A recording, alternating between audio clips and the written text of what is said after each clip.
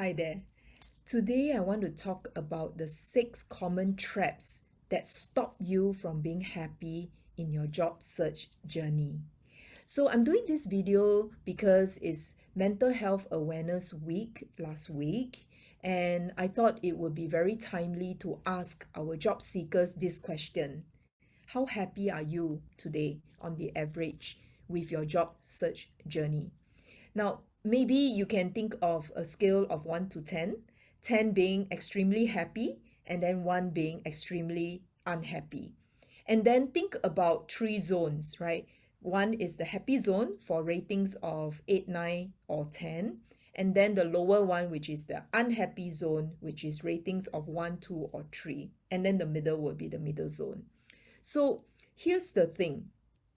I call these a trap because being happy should be your means, your everyday means. It shouldn't be an end.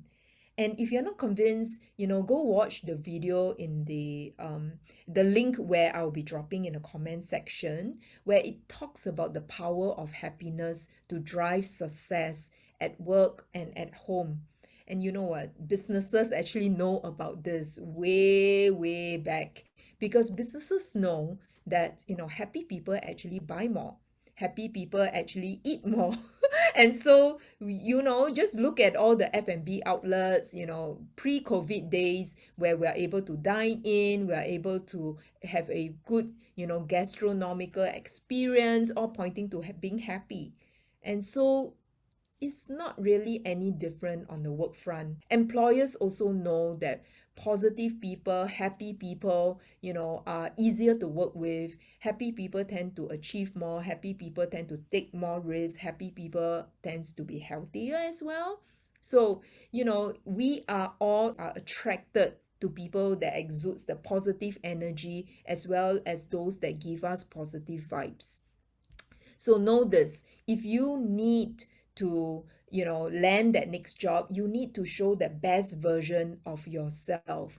Well, just imagine if you were to show up at the interview being at the tail end or maybe penultimate tail end of your job search journey, coming off very weary, very drawn, very drained. You're actually sabotaging yourself as well.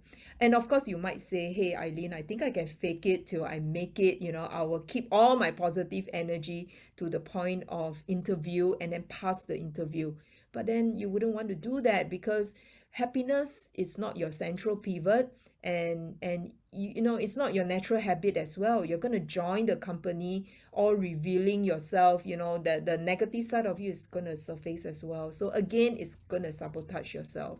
So remember this, to avoid trap number 1 is to make happiness your central pivot. It's not fluff. Go listen and go watch the video in the link below. Now, trap number 2. If you're convinced by that, then trap number 2. Trap number 2 is not knowing what are the factors that make you happy or the factors that make you unhappy. Because more of the time, if I were to ask you to list both down, you might come up with more items on the unhappy list than items on the happy list. And I don't blame you. So what you need to do is spend some time and figure out for yourself what gives you that happy feeling, as you go about searching for the job. So write those down. And once you have written that down, then you are ready to double check at both lists. What are the 2 lists? The 2 lists to focus on are the happy list and also the factors that drive unhappiness. Because sometimes there's a tendency to have the same common factor that exists on both lists. We call these factors paradoxical factor, because the existence of one factor could bring about a positive and a negative effect on both lists. And this also can be loosely explained by what we call, a double bind effect. So let me give you an example. Maybe the factor that sits on the unhappiness list is, I don't have a job. And then when asked to pen down a factor that can drive happiness, you put, I need a job. So these 2 are pointing to the same thing, the job. So, okay, so I'm going to give you another example. So let's say we start with, the the list of factors that can bring about happiness. And one of it is, my condition is nothing bad ever happens. Well, you're in for a shock, or maybe not. Or maybe you just need to be reminded that we're living in a VUCA world. VUCA being volatile, uncertain, chaotic, and ambiguous. And so, it's not possible that unhappy moments will not happen at all. So we have to really live with it. Okay, so just know that we need to avoid this paradoxical state. Okay, so once you have crossed all that, then you're ready for the next three traps to avoid. Ignoring the items that make you happy. So what I mean is that sometimes to some of us, we feel guilty in terms of just making ourselves happy. So if you're lost, and again, as I said, I don't blame you, because not enough attention is being paid on this front. Check out our 12 tips, and these are all tactics on our Instagram handle, Art of Career. I'm going to drop that link in the comments field as well. These are the 12 common tactics that you can maybe try it out, because it can maybe, drive happiness, or maybe help you to circumvent unhappiness. But that said, I need to also qualify. You need to listen to the 938 Live radio interview where I talk about the 4 levels of happiness, because some of these tactics tend to stay a bit longer, others tend to be quite short-lived. So just so you do not frustrate yourself thinking that none of the tips actually work.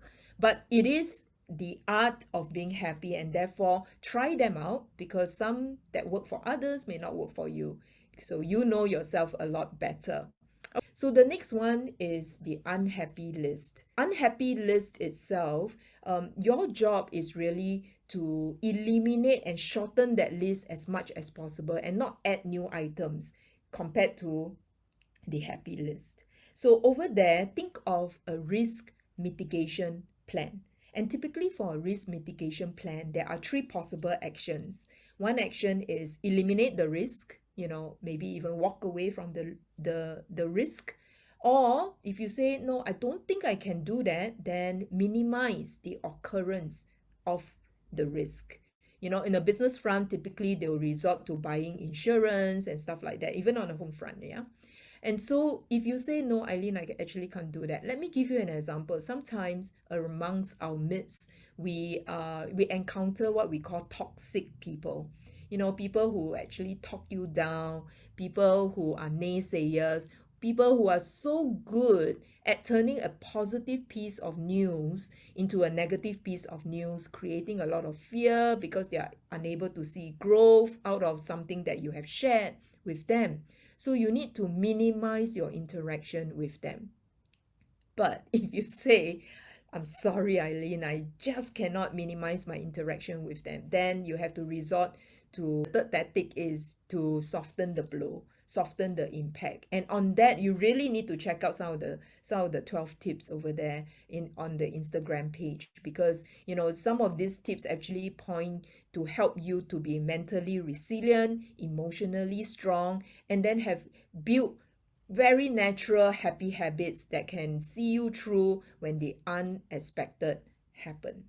Okay, and finally, on the last one is the middle zone. Like the middle zone is, assuming that the safer zone to be. Well, contrary to most belief, the middle zone, or the ambivalent zone, is the most dangerous zone to be, because it is none other than a placeholder zone.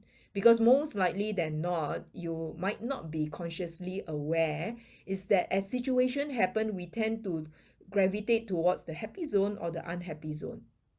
Think about it this way. Whenever you open your social media gadget, what's the first thing that you look for? Do you look for happy news to read in your feed, or unhappy news? We tend to be drawn to the juicy, unhappy news itself. So this actually came as an action or decision that one of the my coachee decided to take, and that is to start his day with a piece of happy news.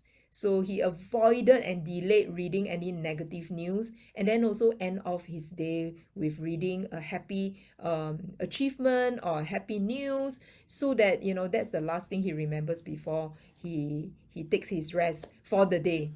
Okay, now of course you might also say that after hearing all the six traps, what am I going to do, right? I will end up still focusing on the unhappy list and try to minimize it. So here's the thing. If you want to know the magic ratio of a successful relationship, for example, or to maintain your level of happiness, think of the ratio 5:1. For every negative event, you need to chalk up on the positive event. So 5 positive event to counter 1 negative event. And that's the magic ratio is actually by John Gottman. So go read up and find out more about it. And so maybe by maintaining that ratio of 5:1 is enough to keep you, to fuel you and see you through your job search journey. Okay, I know it's a mouthful. I hope you find those useful. And on that note, I wish you a happy Friday and also a good weekend ahead. Cheers.